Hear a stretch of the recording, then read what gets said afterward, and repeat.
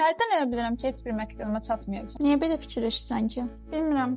2025-də hər deyilən elədim. Hətta getdim vision board da hazırladım. Yenə də heç nə alınmadı. Nə istəmişdin?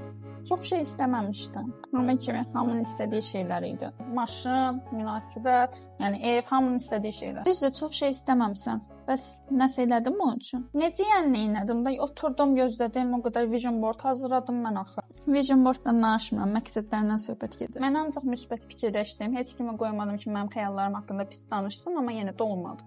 Qatılıram, əsəb pozur. Sən nə edirsən orada? Diyan, Heç sən buradan çölə çıxmalıyım, çıxa bilməm. Mən gözləyirəm ki, kimsə gələ.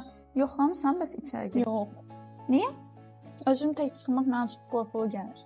Bəlkə orada gözləməyə dayandırasan biraz.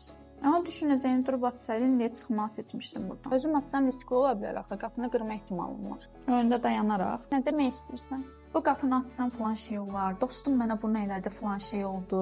Falan şey ona görə oldu, ona görə ki, belə gedir elə. Mən beynimdə min cür plan qurmuşam. Sən deyirsən ki, planlamasan heç nə. Planlamaq pis bir şey deyil axı. Deyil təbii ki, amma iş eləməsən. O iş eləyir. Yəni heç düşünmürəm. Düşünüb hərəkətə keçsə, onda belə olmazdı. Əlbəttə, çünki hərəkətə keçəndə yaxşı da var, pis də.